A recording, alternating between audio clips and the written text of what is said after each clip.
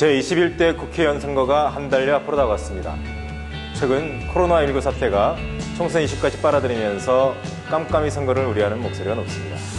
이에 대한언론 제주의 소리가 후보자들의 명령과 주요 공약을 소개하는 저출마합니다 코너를 마련했습니다.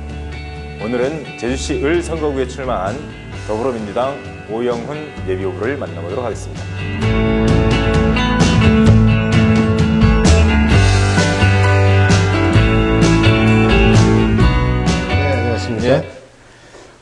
예, 현역 의원이시잖아요. 지난 4년 동안 아직도 할 일이 많은 모양입니다. 재선 도전한 이유 궁금합니다.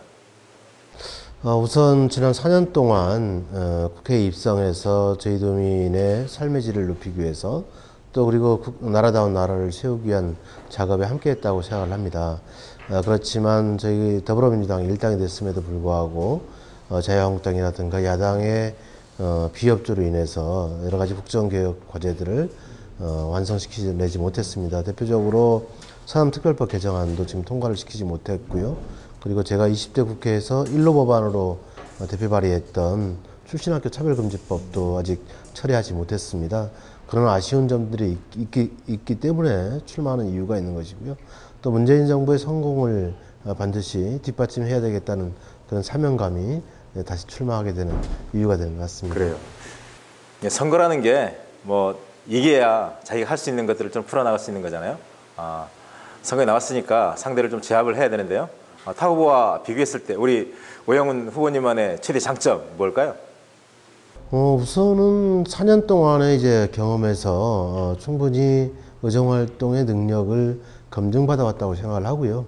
그리고 또 성과로서 그건 좀 뒷받침돼야 되는 것이기 때문에 지난 4년 동안 저는 가장 큰 성과 중에 하나가 공익형직불제를 도입한 것이라고 생각을 합니다.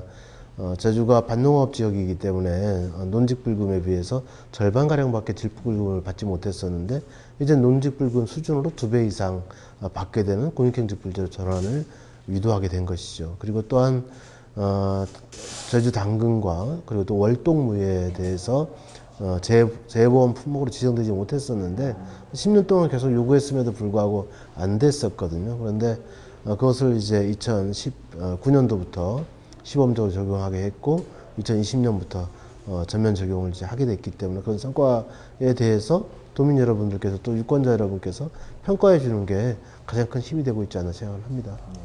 네, 저희가 여론조사를 해봤는데 뭐니 해도 후보자들의 선택 기준 첫 번째가 후보자가 갖고 있는 주요 정책 공약을 보고 선택하겠다라고 하더라고요. 우리 후보님이 갖고 있는 준비하고 있는 정책 좀 몇 가지 좀 소개해 주시죠. 우선 저는 가장 이번 선거에서 대표적으로 말씀드리고 싶은 것은 제주 해운 물류 체계 혁신입니다. 제주가 섬이라는 이유 때문에 육지에 비해서 물류 비용이 비싸고 또 이제 소비자 물가가 또 비싼 문제를 해결해야 되는 이런 과제가 놓여 있다고 보고요. 또 특히 또 우리가 감귤이라든가 신선한 1차 상품을 소비지로 이제 이동시켰을 때 물류비를 다운시키지 않으면 경쟁력을 얻기가 힘듭니다. 그런데 과연 제주 항만은 그러한 여건이 되어 있는가? 그런데 제주항에 규격 컨테이너는 있는가? 전부 다 비규격 컨테이너밖에 없는 이런 상황을 어떻게 극복할 것이냐? 그런 표준 컨테이너로의 전면적인 전환이 이루어져야 되고, 그리고 또한 그런 컨테이너를 이동시킬 수 있는, 제대로 선적할 수 있는 화물 컨테이너 선석이 확보되어 있어야 합니다. 아직은 이제 그런 준비가 안 되어 있기 때문에 제주 신항건설 과정에서 지금 TF팀을 해수부하고 만들어서 운영을 하고 있습니다. 그래서 조만간에 그런 대안들을 마련해야 할 생각인데요. 그에 따르는 제도적 뒷받침도 있어야 되고, 그래서 해운 물류 체계의 혁신을 통해서 제주산 1차 상품의 경쟁력을 높이는 이런 부분이 절대적으로 필요한 시기다 이렇게 생각을 하고요. 두 번째는 아무래도 제가 지난 20대 국회에서 가장 주안점을 줬던 게 차별 없는 사회입니다. 우리가 제주의 우리 젊은이들이, 우리 아이들이 제주에서 태어났다는 이유로, 섬에서 태어났다는 이유로 차별받아서는 안 된다. 그게 고용에 있어서, 취직에 있어서, 내지는 또 진학에 있어서, 우리가 대학을 갈 때, 또 대학원에 진학할 때, 제주 출신의 이유 때문에 차별받고 있다는 것이 이미 정서적으로 확인이 되고 있는 사회입니다. 그래서 이 고용과 진학에 있어서 차별뿐만이 아니라 우리 사회 전 영역에 걸쳐 있는 이 지역에 대한 차별 문제를 극복하는 것, 이러한 부분들을 법적으로 보완하는 것이 두 번째 큰 공약이라고 얘기할 수 있고요.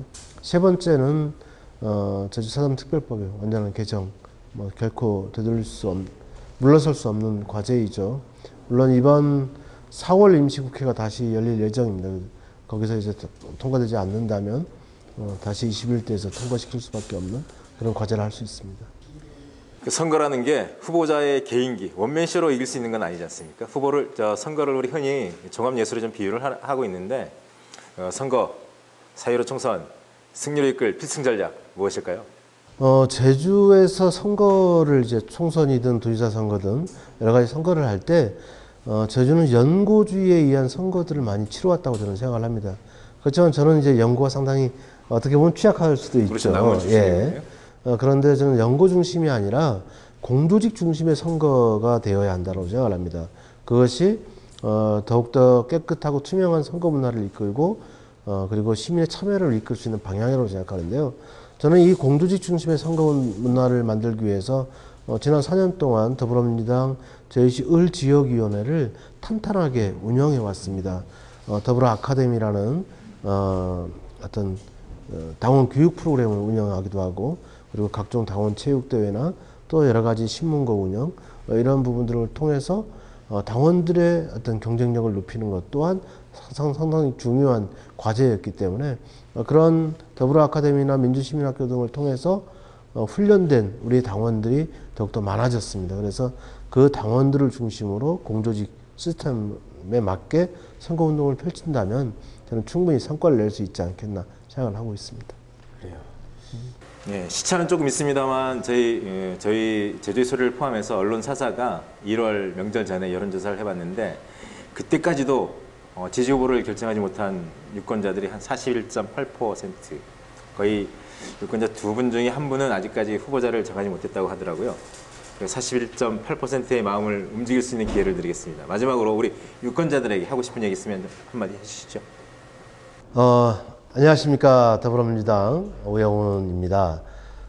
여러분 보시면 아시겠지만 제가 처음으로 원래 염색을 해봤습니다. 하얀 머리가 특징이었는데요. 과감히 버렸습니다. 쉽지 않은 선택이었습니다. 그것은 더 유권자 여러분께, 제주 시민 여러분께 다가서고자 하는 저의 마음입니다. 그리고 유권자 여러분들의 심부름을 제대로 수행하겠다는 의지와 열정의 표현입니다. 이 달라진 모습처럼 더 열심히 승리를 위해서 그리고 대한민국을 위해서 뛰겠습니다. 감사합니다.